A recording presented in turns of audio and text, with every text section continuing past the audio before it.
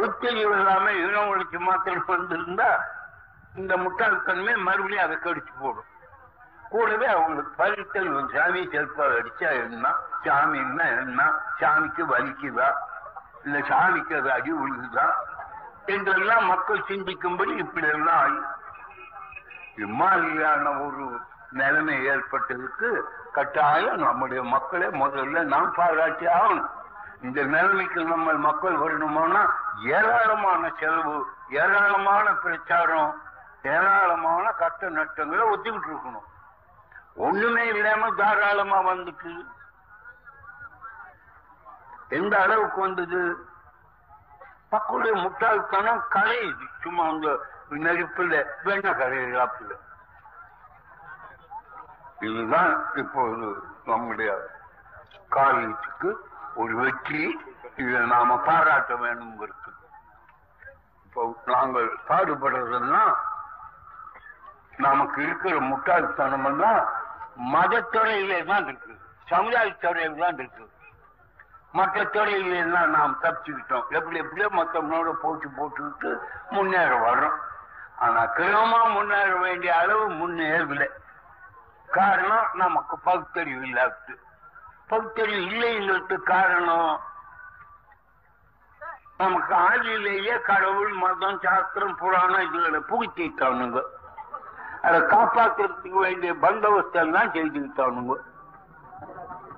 கடவுளை தேசிய ஒழிக்க முடியாம ஊருக்கு கோயில், அங்கங்க உற்சவம், அதுக்கு வேண்டிய ஆளுகள், பணங்கள், எங்க பார்த்தாலும் ஊருக்கு பத்து பார்ப்பான். அதே வேலையா கடவுளை காப்பாற்றுறதுக்கு இதெல்லாம் மாத்துறதுன்னா ரொம்ப கஷ்டப்பட வேண்டிய அளவில் அந்த நிலைமை வந்துட்டு இப்போ சுலபமா மாறும்படியான ஒரு நல்ல வாய்ப்பு நமக்கு ஏற்பட்டு விட்டு. உலகத்திலே நாம தான் காட்டுமிராண்டிகள். நல்லா கவனிக்கும். உலகத்தில் 500 கோடி மக்கள், 450 கோடி மக்கள் உள்ள உலகம்னா அதுல நாம தான் காட்டுமிராண்டிகள், கீழ் மக்கள், ஈன ஜாதி மக்கள். ஆந்திர மாத்திரம் மீன ஜாதி இல்லை, பொம்பளைகள்லாம் விவசாயி மக்கள்.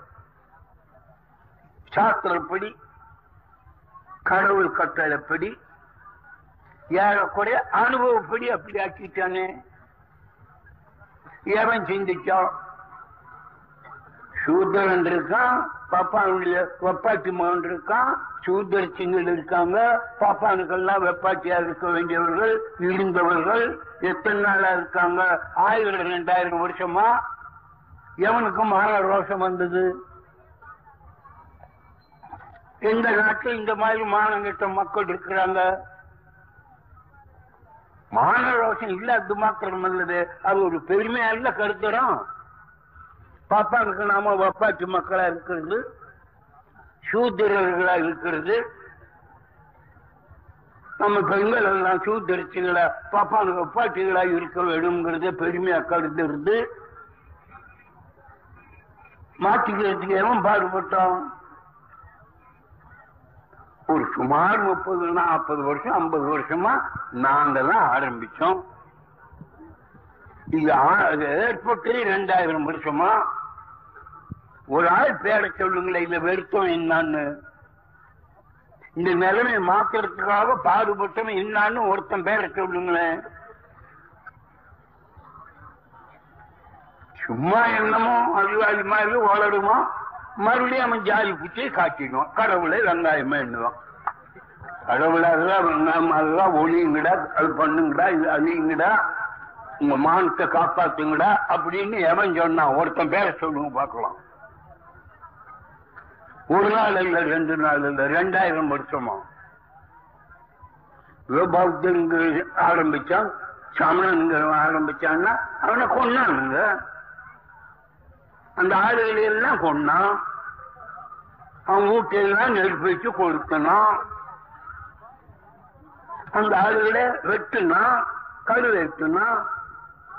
சரித்திரத்தை சொல்றேன் நான், சரித்திரத்தை சொல்றேன். சரித்திரம் மாத்திரம் அல்ல நான் சொல்றது. இன்னைக்கு அந்த நிகழ்ச்சிய கொண்டாடுறாங்களே.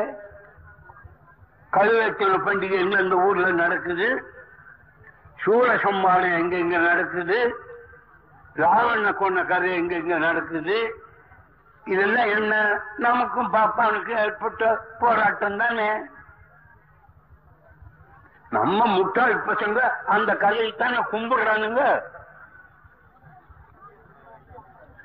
என்னடா கதை? ராமாயண கதைன்னா நம்மள அவன் கொண்டான், அத ஒரு கதையை எழுதுனான், நம்ம தலைவனை அவமானம் படுத்தினா இழிவுபடுத்தினா கொண்டான்.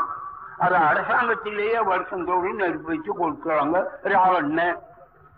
ஏன் கேட்கிறான்? சமண கொடுத்து கல்வெட்டு ஏன் கேட்கிறோம்? சூரசம்மாரம் வருஷம் வருஷம் கோயில்ல நடக்குது, வெட்டராணிய கழுத்து எவன் கேட்டான்? சூரன்னா ஆறு எங்க இருந்து வந்தான்?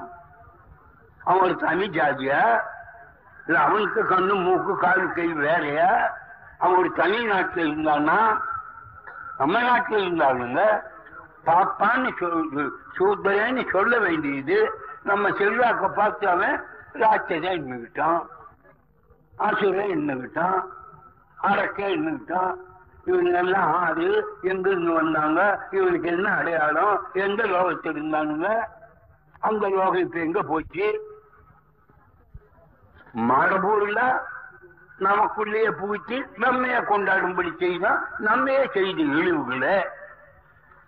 அதுதான் நமக்கு கடவுளா இருக்குது, அதுதான் நமக்கு மதமா இருக்குது, அதுதான் நம்ம கொண்டாட்டம், பண்டிகை, உற்சவம் எல்லாம் அதாத்தான் இருக்குது. எவ்வளவு மானங்கிட்ட ஈன ஜாதியா இருந்தா நாம இதுவரைக்கும் அதை எடுத்துக்கிட்டு இருக்கணும்.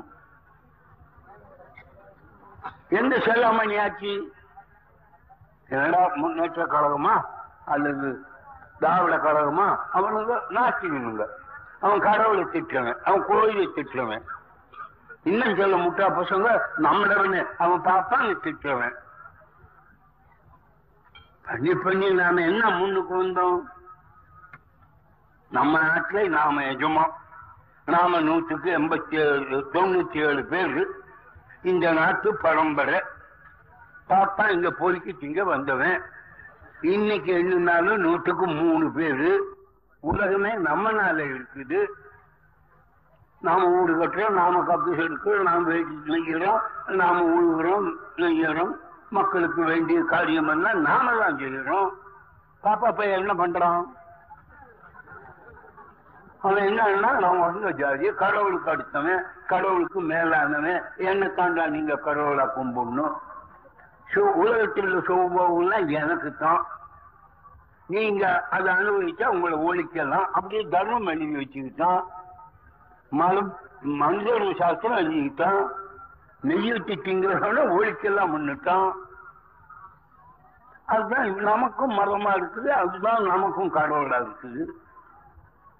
அதனால நம்ம ஜனங்களுக்கு அறிவே விடாம பண்ணிட்டோம்.